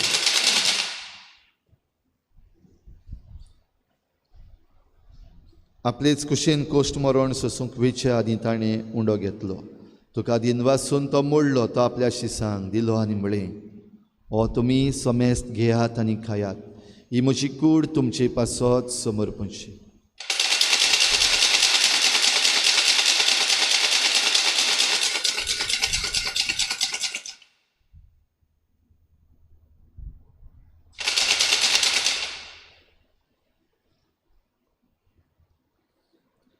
तेच पुरी जेवण जातोच ताणें काल्स घेतली, तुका नव्यान दिन वाचलो. ती आपल्या शिसांक दिली आनी म्हळें, तुमी समेस्त घेयात आनी हातलें पियेयात. ही म्हज्या रोगताची काल्स, नव्या आनी सासणीक कोराराचें हें रगत. पातकांचें बोगसणें मेळच्याक तुमचे पासत आनी समेस्त मनशां पासत तें वारवतलें. हें म्हज्या उगडासाक करात.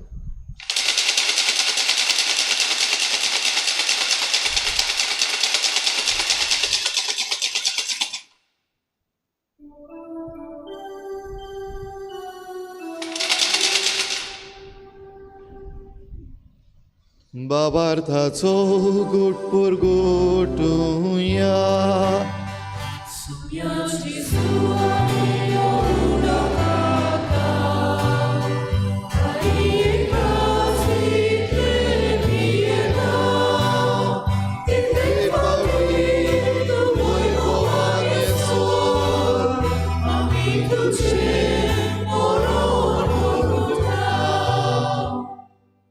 बापा, जेजूच्या मरणाचो आनी पुनर्जीवनपणाचो आमी भक्तीपणी उगडास करता आनी हो जिविताचो उंडो आनी सोडवणेची काल्स तुका समर्पिता. तुजे मुखार येवंक आनी तुजी सेवा करूंक आमकां फावो केलें देखून आमी तुका दिन वाचता. आनी जेजूची कूड आनी रगत शेवतले आमा समेस्तांक पवित्र आत्म्या वरवीं एकठांय कर म्हूण आमी नम्रतायेन मागता. सर्वेस्परा, आख्खे प्रितुमीचेर विस्तारलोले तुजे पवित्र सोबेचो उगडास कर. आनी फ्रांसीस आमच्या भाग्योन बापा, फिलिप नेरी आमच्या गोवळी बापा आनी सगळे याज्ञिकी वर्गा बराबर तिका प्रिती मोगांत वाडोय. पुनर्जीवनपणाचो भरवस धरून मेल्यान त्या सगळ्या आमच्या भावा भयणांची काकूत कर. तांकां तुजे इश्टागोतीन मेल्ल्या समेस्तांक तुजें पोरजळीत मुखामोळ पळोवंक फावो कर. आमा समेस्तांची हे भेटेक आयज हाजीर जाल्ल्या सगळ्या तुज्या भुरग्यांची दया कर म्हूण आमी मागता. आंकवार मरे देवाचे माये सांगाती तिच्या पोती बागेवन जुजे, बागेवन धर्म दिता, बागेवन जुजे वाज आनी बागेवन फ्रांसीस शावियर आनी सर्व काडी तुका मानवल्या त्या सगळ्या भक्तां बरोबर सासणाच्या सुखांत आमकां वांटो दी. तांचे सांगाता तुजी महिमा गावूंक आमकां फावो कर. जेजू क्रिस्ता तुज्या पुता वरवीं. त्याच जेजू वरवीं, त्याच जेजू सांगाता, त्याच जेजू थाय पवित्र आत्म्याच्या एकपणान सोरपोद्वेदार बापा सोरवंदनांनी वैभव तुका सासणाच्या सासना.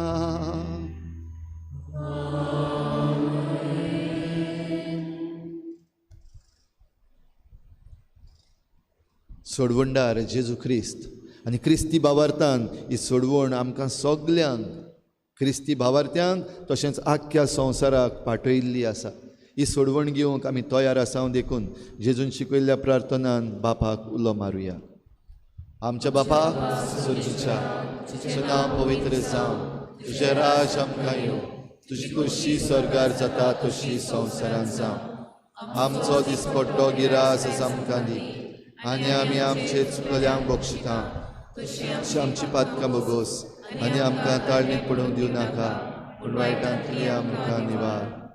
सर्वेस्परा, सोर वायटांतली आमकां निवार. दया करून ह्या जिवितांत सवस्काय आमकां दी. सर्गींच्या सुखाक आनी आमच्या सोडवणणाऱ्या जेजू क्रिस्ताच्या येण्याक आमी बरवाशेन नोतरेकता. तर आमकां तुजे उदार काकलुतीन सर्व पातकांतली सुटोय आनी सर्व आघांतांतली वाटाय. सोम्या जेजू क्रिस्ता, तुवें तुज्या धर्मदूतांक म्हळें, तुमकां शांती दवरता, म्हजी शांती तुमकां दिता. आमच्या पातकांचेर न्हय पूण तुजे पवित्र सभेच्या भावार्थाचेर दिश्ट घाल आनी तुजे कुशे प्रमाणे तिका शांती दी आनी तूंच तिका एकवटान सांबाळ. जो जियेताय आनी राजवट चलयताय सासणाच्या सासणाक सोम्याची शांती सदां घाल. तुमचे सवे आसूं. एकामेकाक मोगान शांती दिवया. देवाचे शिल्ली संवसाराचे पाप काटिले आमची कापूत खोर. देवाचे शिले संवसाराचे पाप काटिले आमची कापूत खोर. देवाचे शिले संवसाराचे पाप काटिले आमकां शांती दी.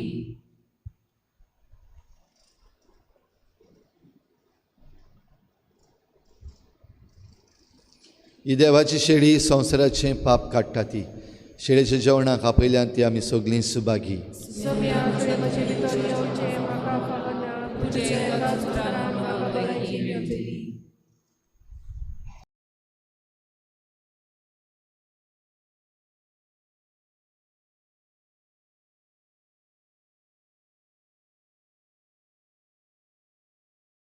आत्मिक कुमयाव खातीर मागणे मोगाळा जेजू मोगाळा तूं जेजू भोव पवित्र संस्कारां तूं भोव पवित्र संस्कारां हाजेर आसाय म्हूण हाजीर आसाय हांव म्हूण सत मानता हांव सत मानता सगळ्या वस्तूंन हांव सगळ्या वस्तूंन हांव तुजो मोग करता तुजो मोग करता आनी हांव तुका आनी हांव तुका म्हज्या आत्म्यान घेवन म्हज्या आत्म्यांत घेवन आशेता आशेता हे घडयेक हे घडयेक तुका हांव तुका हांव संस्कारांत घेवन संस्कारांत घेवन शकना म्हणटच शकना म्हणटच आत्मीक वाटेन तरी आत्मीक वाटेन तरी म्हज्या काळजांनी म्हज्या काळजान ये तूं म्हज्या काळजान तूं म्हज्या काळजान आसा म्हूण समजू आसा म्हूण समजून हांव तुका वेंगयता हांव तुका आनी वेंगयता आक्कोच आनी आख्खीच तुका एकपडटा तुका एकवडटा तुजे कडसून तुजे कडसून केदींच वेगळो जावं केदींच वेगळी जावं म्हाका दिवं नाका म्हाका दिवं नाका आमेन आमेन.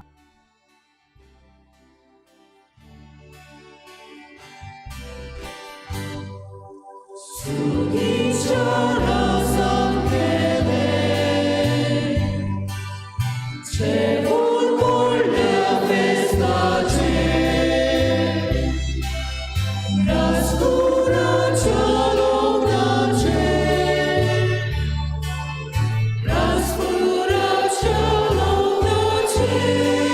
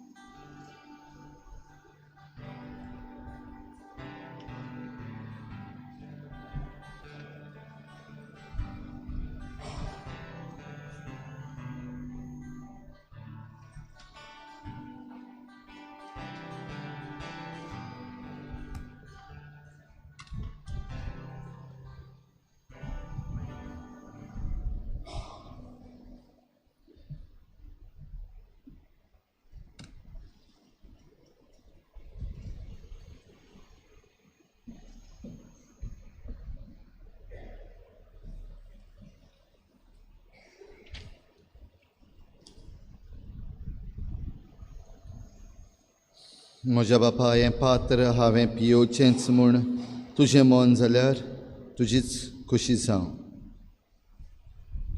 प्रार्थुया.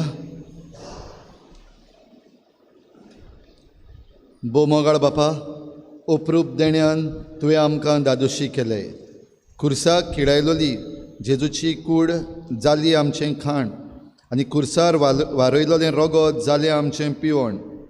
ताचें मरण आमचो भावार्थ घट करता आनी आमच्या काळजांनी विस्वास पेटयता.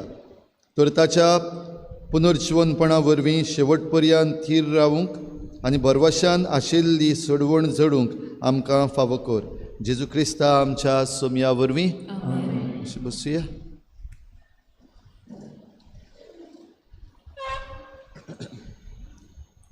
आयज जेजूच्या कोश्टांचो आयतार वो ताळयांचो आयतार आनीक आमी पवित्र सातोळ्यान भाव भयणीनो आयज तावन भितर सरल्यात.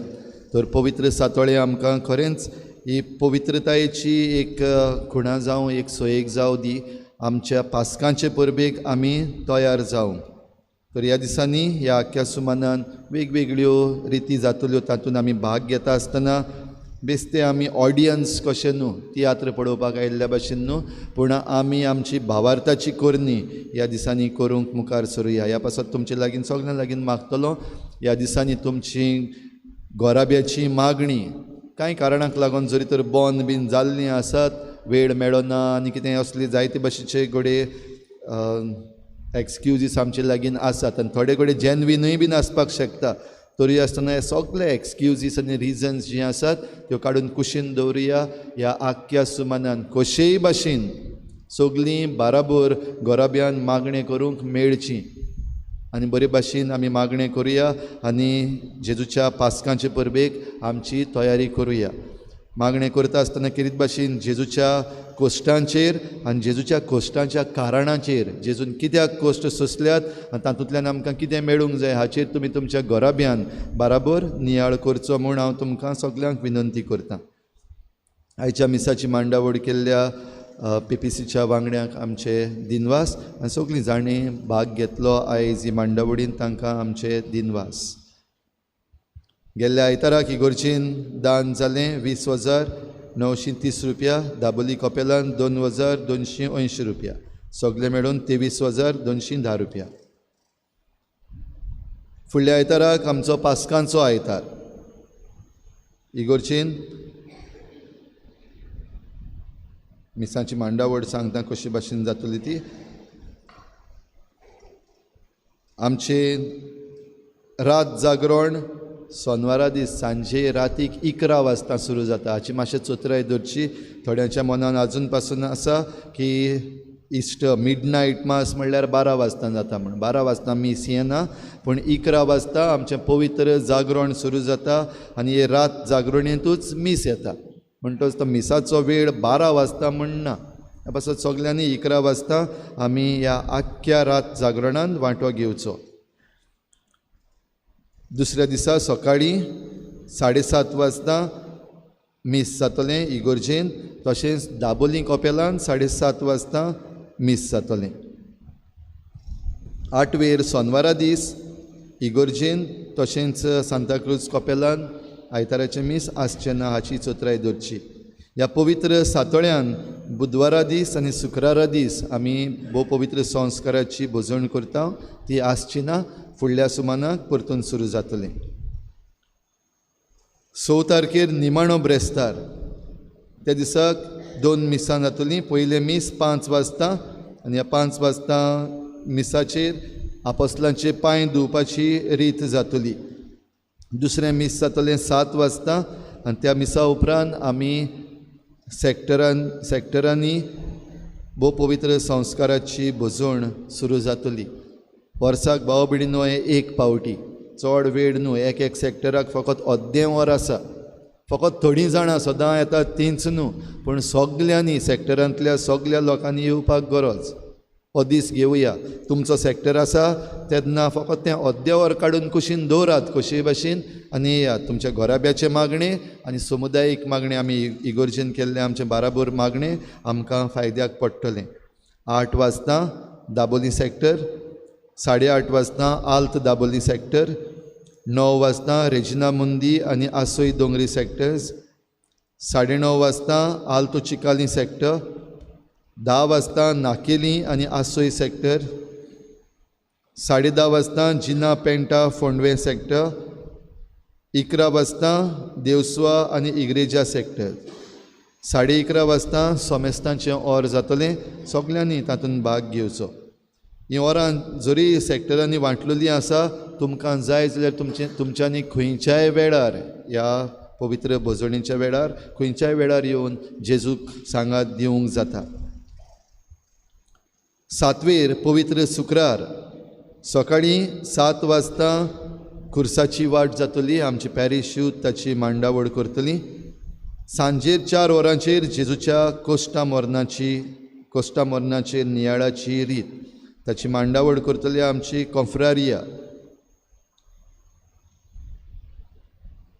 8वेर सोनवार पवित्र सोनवारा दिसाक मीस आसचें ना, पूण सकाळचें प्रार्थन जातलें 6:30 वाजता. जाता ते भाशेन ह्या सकाळच्या मागण्यांतूय आमी बाराबर एक पवित्र सभा कशी आमी वांटो घेवया. बुधवारा दीस पवित्र ओर आसचें ना, पूण सगल्या कॉन्फ्रारीच्या भाव भयणांक ही सगळी तयारी आमी बरे भाशेन करपाक बुधवारा दीस सांजेर 6 वाजता सगल्या कॉन्फ्रारीच्या वांगड्यांनी येवचें म्हूण मागता. आमच्या कॉन्फ्रारीच्या भाव भयणांक केरीत भाशेन शाबासकी दिता. कालच्या दिसाक आमच्या सांतूस पासूसाची मांडावळ तशेंच आयची मांडावळ करूंक जी मुखार सरल्यात, जाल्यार ही आमची देवसांवां बरे भाशेन चलोवपाक कॉन्फ्रारीचो कायदो आनी तांची ड्युटी तर सगल्यांनी आमच्या ह्या कॉन्फ्रारीच्या भाव भयणांक फावो तो सहकार दिवचो आनी तांच्या उतरा प्रमाणे आमचें हें देवसांव आमचें भक्तीपण आमी वाडोवपाक आनी तातूंतल्यान आमचो भावार्थ घट करपाक आमी सगळीं हो सयेक घेवया. तांकांय आमचो सहकार दिवया. आनी तुमच्या मदल्या कोणाकूय ह्या कॉन्फ्रारींनी भितर सरपाक जाय जाल्यार तुमी तांचे कमिटीक कळोवचें. भाव भयणीन सांगलां तशें आमचो इगोर्जेचो पाटोस उगडलेलो आसा वयर आनी त्या उपरांत मागीर आमी आमचें हो सिलींग आसा ताकाय हात घालतले. हो वावर आमचो पावस सुरू जावचे पयलीं काबार जावपाक जाय. तुमचो मागण्याचो सांगात खेरीत भाशेन पयले सुवातेर दिवचो. उंच मातशें थोडेशें डेंजर आसात काम करतात तांकां, तांकां सगल्यांक राख म्हूण आमी ह्या दिसांनी सदांच मागुया. तशेंच तुमची दुडवांची मजत सुमार 30 लाखांचो आमकां एस्टिमेट आसा. तुमची देणगी आज पासून पावल्या त्या पासून तुमकां देव बरें करूं म्हणटा. 2 जाण बऱ्या देखणाऱ्यांनी 2,000 दिल्यात, 5 जाण बऱ्या देखणाऱ्यांनी 3,000 दिल्यात. एका बऱ्या देखणाऱ्यान 4,000 आनीक एका बऱ्या देखणाऱ्यान 5,000 आनीक एक बऱ्या देखणाऱ्यान 7,000 आनी 4 जाण बऱ्या देखणाऱ्यांनी 10,000 दिल्ले आसात. जाल्यार तुमकां कितें भाशेन दिनवासता नांवां काडी नासतना चडशे जाणांनी तुमी म्हणलां फादर आमचें नांव सांगनाका. बरी वस्त ती, आमी आमचें नांव सांगोन न्हय पूण वावरा पासत आमची जेन्ना देणगी दिता आशिर्वादूय आसा आनी त्याच बरोबर आमकां बऱ्यो सवलती मेळपाक आमचे फिरगोजेन हो तुमचो आदार, तुमची फिरगोज. तर आदी फुडेंच तुमकां जे कोणी आतां दिल्यात तांकां दिवपाचे आसात तांकांय सगल्यांक देव बरें करूं म्हणटा. तुमच्या वावराचेर आशिर्वाद देवान घालूं, तुमच्या गोराब्याचेर देवान आशिर्वाद घालूं. ह्या दिसांनी जी तयारी आसा, ज्यो जबाबदारी तुमकां दिल्ल्यो आसा त्यो जबाबदारी तुमी बरे भाशेन घेवच्यो. जी प्रॅक्टीस करपाची आसा तांणी आपली प्रॅक्टीस बरे भाशेन करची.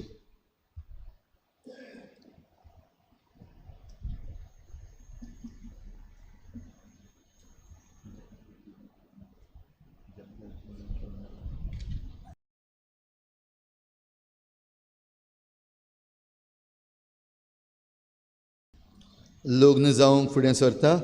एरिक आंतोनियो पायस तो पूत आंतोनियो शिस्तो फ्रांसिस्को फिग्रेडो ई पायस आनी लेस्ली एलिझाबेथ पायस हांचो रावता वाडे वास्को दे गामा. लग्न जावंक सोदता शेनोवा शॉना लुईस डिकॉस्टा, तिदू जोझफ एंटनी माग्नो डिकोस्टा जेम्स अशें त्या नांवान ताका वळखता. आनी जुलियाना लावरा सोजा ई कॉस्ता हांची धूव रावता आसोय चिकाली. एलन सांतान पेरेरा तो पूत फ्रांसिस्को दे बोर्ज सांताना पेरेरा आनी एलिझाबेथ आंतोनेता रॉड्रिगीस रावता चिकाली लोक जावंक सोदता अनिशा फ्रांसिस्का सिक्वेरा तिदू आसिस फ्लावियानो विन्सेंट सिक्वेरा आनी आंजेला इंदिरा सिक्वेरा हांची रावता नुवें तांचे मदें लग्न जावंक कसली आडखळ आसा जाल्यार सांगून दिवचो कायदो लागता आनी त्याहून चड ही तरणाटीं जी नवो क्रिस्ती घोराबस घडोवंक फुडें सरतात तांचे पासत मागूंक आमकां सगल्यांक कायदो लागता आयज सांजे आमचे फिरगोजेची आनी फिरगोजेचे भोंवतणीची साफाय जातली तर तुमी तुमच्यान जाता ते भाशेन सगल्यांनी येवचें आनी तुमचो एक इल्लोसो कॉन्ट्रिब्युशन साफाय करपाक आमी थोडे दुडू दिवन कोणाक कामदारांक लावन इगोर्ज साफ करपाक जाता आदीं कोत्ताले ते भाशेन हिंगासर जाल्यार ते आमी आतां बंद केल्लें आसा पूण ही आमची इगोर्ज देखून आमी साफ करतले आमचे हात आमी उजार करतले आनी आमचे इन्स्ट्रुमेंट आसात ते घेवन येतले तुमच्यो सान्न्यो ज्यो आसात वो मॉप्स आसात ते घेवन येयात सगळे चड हाडनाका पूण सॅक्टरांनी समुदायाच्या वांगड्यांनी मातशें हाची चोत्राय धरची नाजाल्यार सगळे हिंगा मॉप्स आनी सान्न्यो जायत आनी लोक थोडो जायत तर सगळीं येवन तुमच्यान जाता ते भाशेन आमचे इगोर्जेन भितर तशेंच इगोर्जेचे भायर भोंवतणी आमी साफाय करुया आनी ह्या पवित्र सातळ्याक आनी जेजूच्या पास्कांची दोबाजीक परबेक तयार जावुया सगळीं उबी रावुया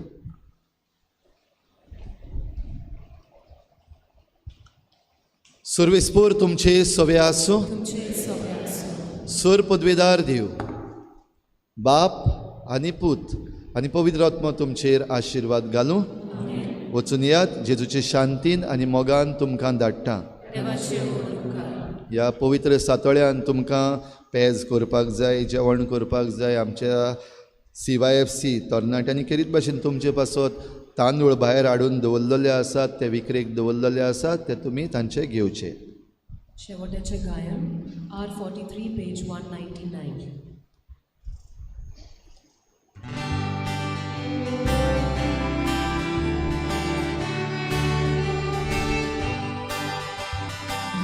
Jesu,